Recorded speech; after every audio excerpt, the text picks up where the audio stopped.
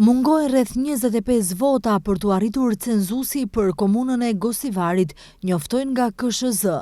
Dalja e votuesve sipas të dhënave të Komisionit Shtetëror Zgjedhor është 31.31%, ndërsa sipas kodit zgjedhor për të arritur kushti, duhet që të dalin 1/3 nga lista e votuesve, respektivisht mbi 33.33%. Megjithatë, gjatë ditës në KSZ arrin procesverbale zyrtare, nëpërmjet të cilave pritet të konfirmohen rezultatet përfundimtare nga vendvotimet. Procesverbalet mund të ndryshojnë rezultatin në raste të dhënat e dërguara me porosi SMS nuk kanë qenë plotësisht të sakta. Në rast se arrihet cenzusi, atëherë kandidati i AKI-s Valbon Limani e fiton garën në rreth të parë me 61.39% të votave.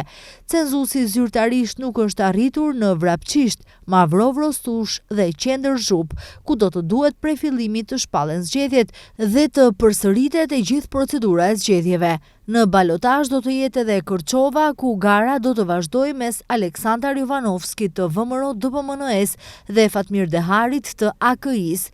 Në Struk, në rreth të dytë përballen kandidati i pavarur Mendi Qyra, i cili dje fitoi 200 vota më shumë se Arsim Dalipi i AKI-s.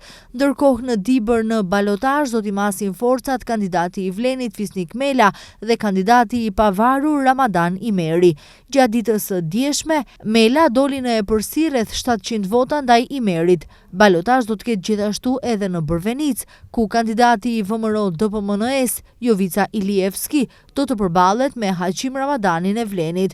Ndërkohë, gara e ngushtë gjatë ditës së djeshme u zhvillua edhe në Bogovin, ku Feti Abazi i Vlenit fitoi garën me epërsi prej 88 votash ndaj kandidatit të AKI-s Besnik Emshi. Megjithatë, me që asnjëri prej kandidatëve nuk kanë marrë mbi 50% të votave, edhe në këtë komunë mund të ketë rreth të dytë. Gara në rreth të parë ka përfunduar në Zhelin. Blerim Sejdiu i Vlenit ka shënuar fitore me mbi 1000 vota e përsi ndaj Emir Sulejmanit të AKI-s. Ndërkohë në Kumanov, gjasat janë të mëdha që në raundin e dytë të shkojë kandidati i AKI-s Selver Ajdini, sepse ka mbetur pa u numëruar edhe një kuti votimi.